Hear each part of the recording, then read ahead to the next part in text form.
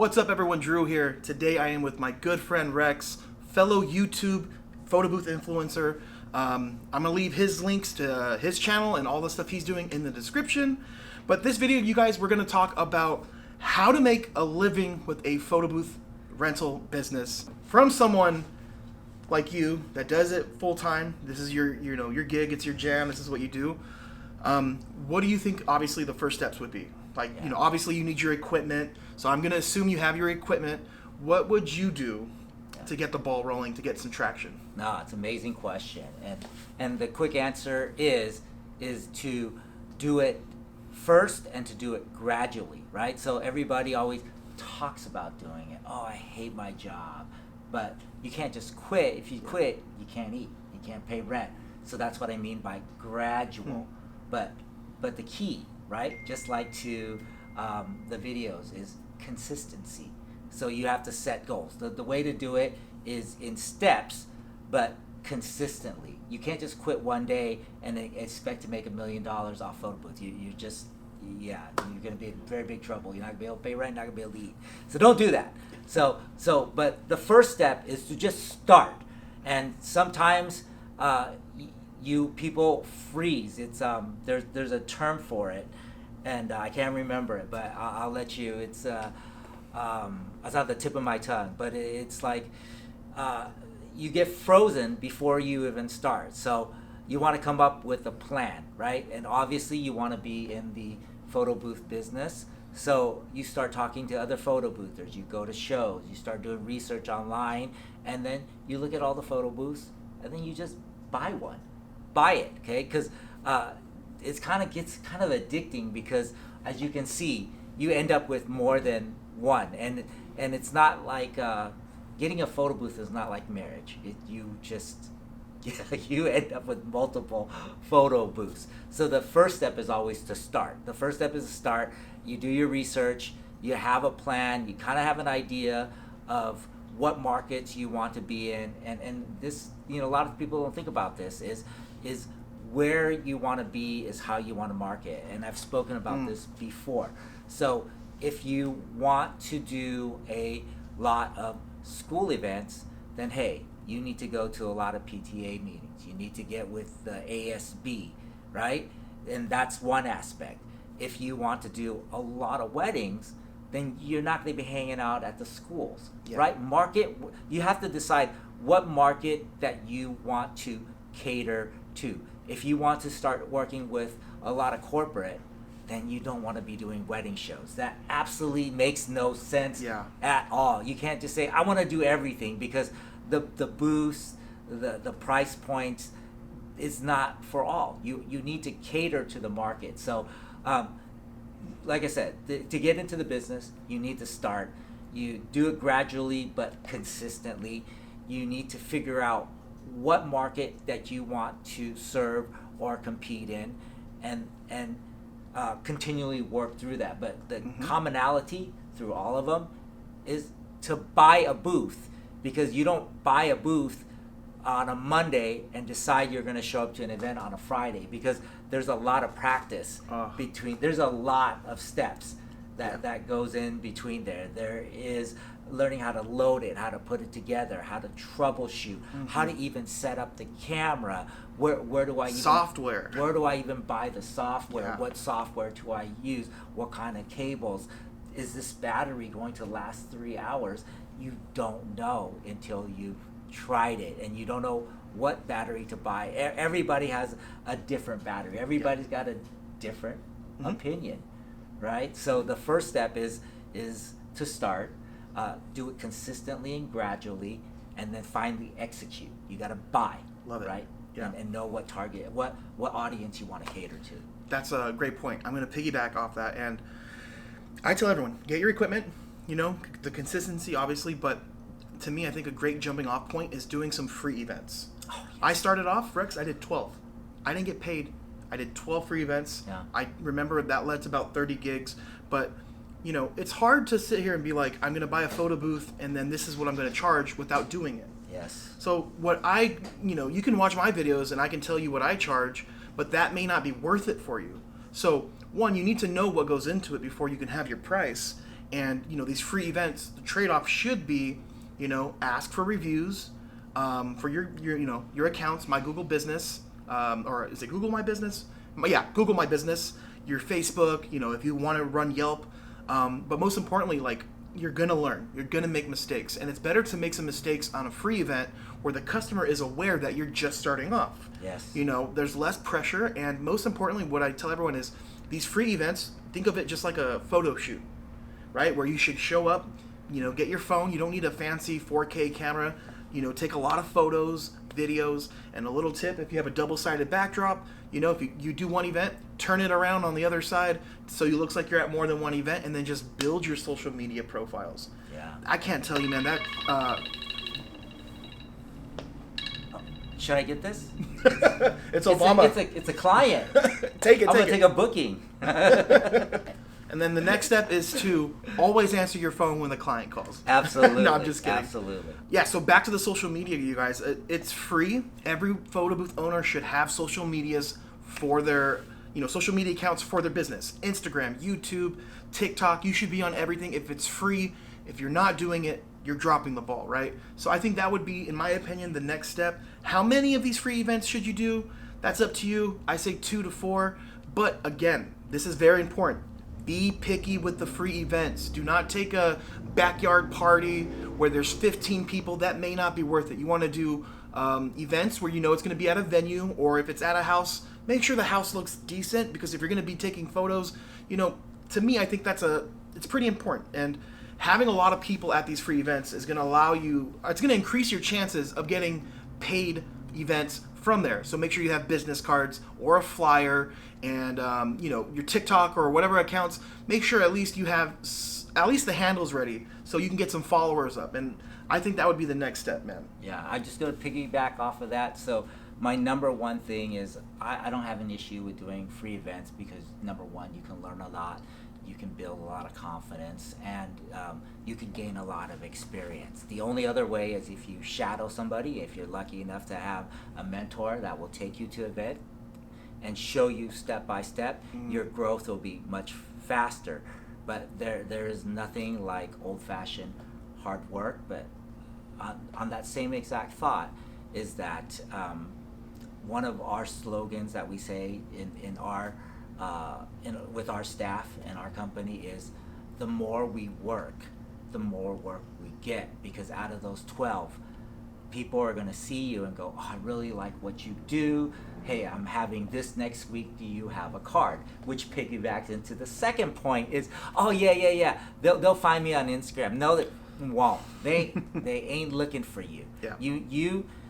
Trust me, they don't know who you are. They're not looking for you. They don't want to scan nothing. Look, it's a 70-year-old lady. She's having a 50th anniversary party. She's gonna want your business card. So don't do any of this scan stuff.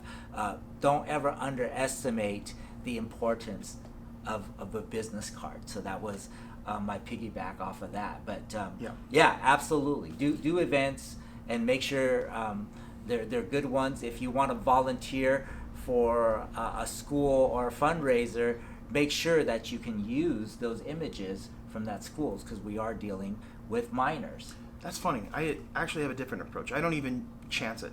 Yeah. My rule is just, if they're underage, I'm not even going to ask or take chances. Oh, we can do the local college. College, but, yeah. You But I mean, if it's like they're like minors, to us it's just like, no, we're all right. But not today's environment. We're not taking any chances. But I would, just to keep the flow of the video going, once you have, the experience, the free events, you should be getting some leads from these, these events. I would say the next thing would be to do, once you have some content going, networking, man. Old school, picking up the phone, writing emails. And again, it comes back to what you said first with your business plan. So if you want to be a photo booth company that focuses on weddings and birthdays and all of that, then call up venues. Try to be what we call in the industry as a preferred vendor. Yeah. Meaning, if someone's getting married at the venue, they're going to ask the venue, like, well, we're thinking about a photo booth. Then the venue would be like, hey, Rex's company right here, perfect. We know them. We've talked to them. And a trick that I like to do is when I call these venues to become a preferred vendor is I offer the venue's clients free upgrades that they can only get because they're booking us because of the venue. It looks better on the venue's part. And the venues, in my experience, they don't want a commission. They don't want a measly. Right. They don't want a measly $100. They would rather look better to their client, because some of these venues are making $20,000 off these people, and they don't want to be liable for your service. Right. So just little tricks and little hacks, and again, I know this is kind of me jumping back and forth, but if you wanted to have a photo booth business full time, to where you could be a full time boother, is you have to treat your business like a business instead of a hobby. And I don't know. You have to put in the work, Drew? You have to put in the work, man. I know it sounds crazy, but to a lot of people, they think that they could just, make an account and do 4 posts and post on Facebook Marketplace and be successful. I mean, yeah, I'm sure you can get some events, but I don't know any other business where majority of the people in the business are just hobbyists. You may think this business is saturated. Maybe that may be true. Maybe there's a lot of owners, but there's a very small amount of people taking it serious. There's a lot of owners. There's a lot of owners. But there's not a lot of hustlers. Not a lot of hustlers. What my favorite is? The 14-year-old. That kid's amazing. He lives down the street too. Yeah. He's a hustler. I got to look out for that guy. Yeah, man. So who we're talking about, Drew, is one of your network, right? And just you tell the story. Yeah. So Photo Booth 101 I guess the sponsor of this video will be Photo Booth 101, my company. We'll get back to the video after this little sponsorship. We sell you photo booth equipment, like the stuff you see back here. The booths, the backdrops, props. We have printers, all that stuff to get you going. And one of our recent customers was this kid named Joseph, but he goes by Joey. He's an entrepreneur, 14 years old, owns a little animal scooter business. And like the ones you see in the mall, yeah, right? Yeah. So, dude, what he did is he took that concept, right? Took those scooters that you usually pay for in the mall, and he bought those scooters, and now what he's doing is he's bringing them to people's parties. Jesus. And he's making, $300 to $500 in like 3 to 4 hours by people renting these scooters. You know how exciting that is for a 14-year-old kid? I'm making $500 as a 14-year-old kid, dude. And he's easily going to double that now, because why? He came to Photo Booth 101 and he bought a booth. Yep. This guy's reinvesting into himself. So number one start is buy the booth, but once you get that going, you can make money by reinvesting. You can go and get yard games, right? Absolutely. You can add printing, you can add backdrops, you can add confetti. Even balloons, or even custom props, or even giant jumbo heads. Audio guest book. Oh, audio guest book. That's a good one. Yeah. Yeah, and then that's another thing too. Like we're saying, we're on the topic of add-ons. Right. It's one thing to get a customer, but like the goal should be try to get as much out of the customer. And yeah, we're talking about money, but you're not just stealing it; you're providing value. So well, if you don't offer it, somebody else will. Exactly. That's exactly. So that goes back to how you get more businesses, right? So you start, and then you consistently post. You have to post once, twice, maybe even 3 times a week on your Instagram, because people will look. People are looking at your posts. But importantly, the most important part is when you're starting is forget a schedule. Forget a 3 posts a week. Post 50 or 60 in one day. That's my advice. Post 50 in a day? But if you're starting off, you have no content. Yeah. You know what I mean? Like what's right. Like what's the point of scheduling posts if you have 3 followers and two of those followers are your cousins? So what I'm saying is like mom and dad. Yeah, get your profile up, and then once you have a lot of content and some followers, But back to the networking, right? Like, stop thinking of other photo booth companies as competition. They're your allies. Yes. Like if I didn't know Rex, and I would have called him and been like, hey, we're a local company. I'd like to introduce myself to you. We do a lot of events, and I see from your social media accounts, so do you. I would love us to work together.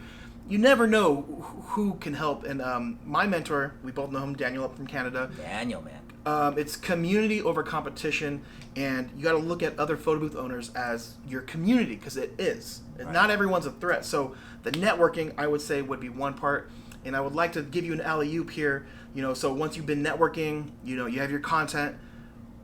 And let's just say someone doesn't have time to network, and we're going to talk about spending money to grow your business. Right. If I gave you $2,000 to spend to get more leads and more business, what would you spend that for?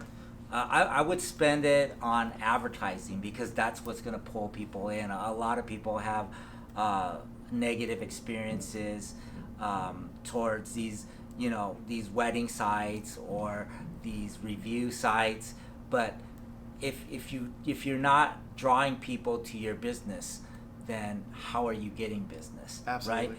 So the number one place to search is Google. There's absolutely nothing wrong with Google. Google has quadruple, 5 times, 10x people's businesses. If I had $2,000, I would probably do Google Ads, to be honest with you. Google Ads is a can't miss. Absolutely, You know? yeah. You got to be careful, you guys. You can waste a lot of money on Google Yes. Ads if you don't know what you're doing. So again, you got to do your research. Correct. And I know it's tedious, but University of YouTube, you can learn everything you need to know.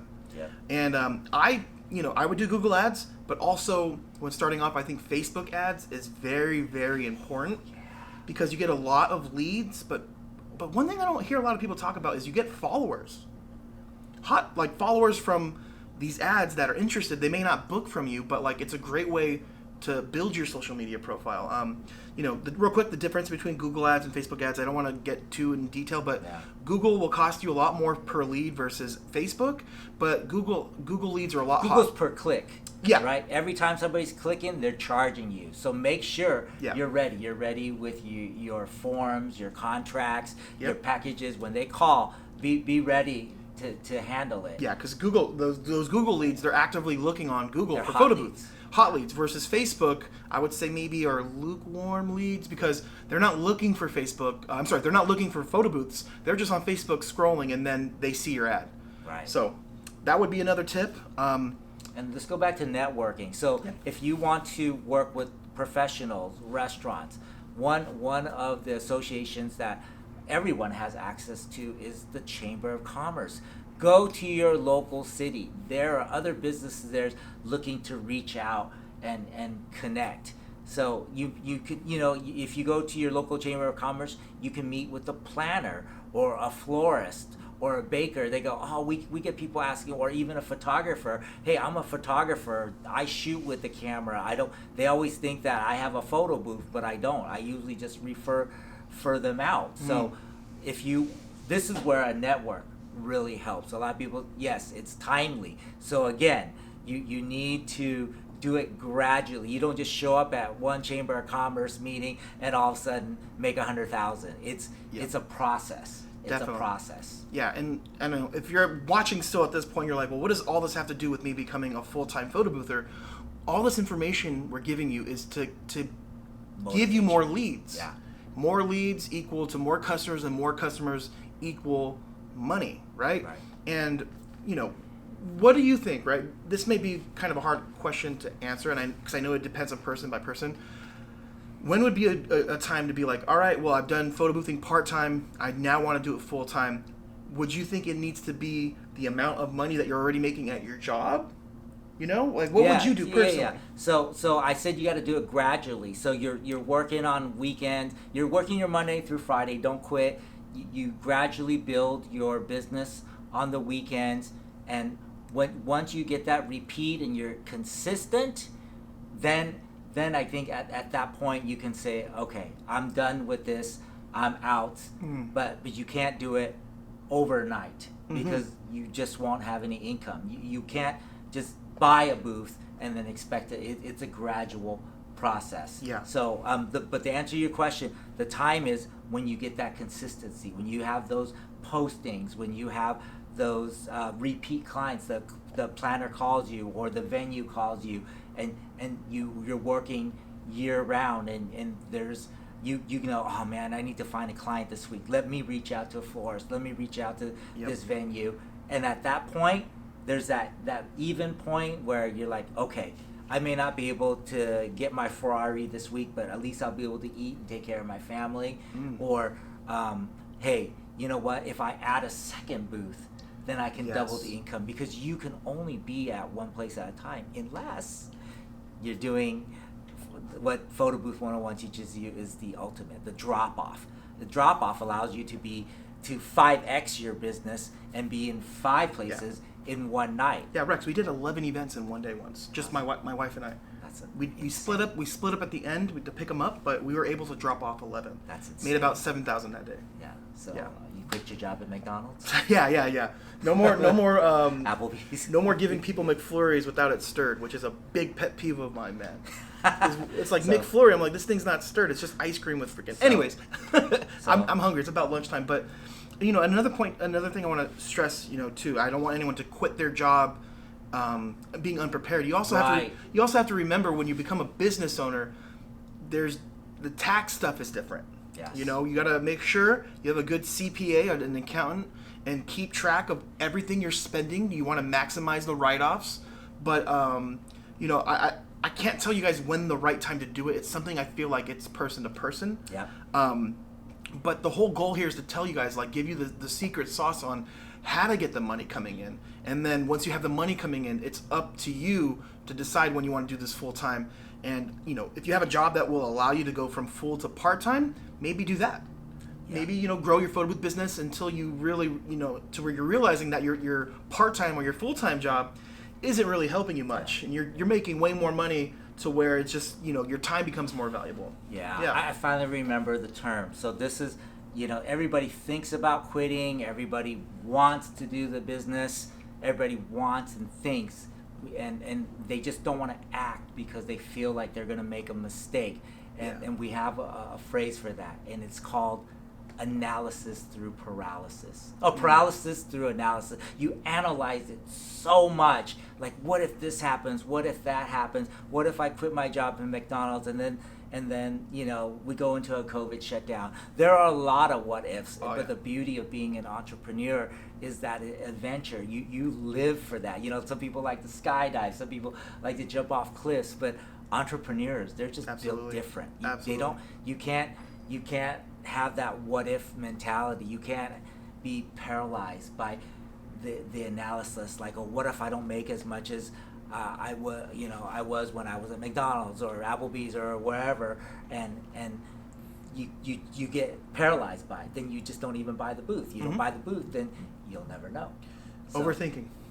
Yeah, basically. Definitely, man. Yeah. And so start. Just get off your butt and just start. This can't. People have hobbies way more expensive than this business. Anybody that goes to car shows or anybody that likes to shoot photography, the gear that they buy costs way more than this business. This business has one of the lowest costs of entry ever. Low overhead too. Yeah, absolutely. You have a closet, you could store your equipment in your closet. Yeah. Or some garage space. Yeah. But I wish I could clip what you just said, man. That was so motivational, dude. Just start. You gotta like some David Goggins like motivation Get stuff. off your. But to end this video, obviously there's a lot of other ways we could tell you guys to get more leads. But I feel like that was enough information to give you kind of a blueprint and understanding. I just want to leave you guys with this. You sell your job, right? Your time, exchange for money. Why not sell yourself some of that time for your business? And again, like, this is something you get out of this business what you put into it. And luckily I've done so many freaking businesses, man. This photo booth business doesn't require nearly a fraction of what other businesses cost. Like when I was doing the vending machine stuff, or I was doing, the Etsy stuff. What about your car wash business? Oh man, that one was tough. Yeah, so like. You didn't like manual labor? Not at all, bro. Not at all. Look at me, man. I'm freaking. Wax on, wax off. Sorry. You got too many of them. Dude, yeah, man. I mean, I've done it all, but again, I hope you guys enjoyed this video. Yeah. Make sure you follow Rex. Links to his stuff in the description. And do you want to plug the event you have coming up?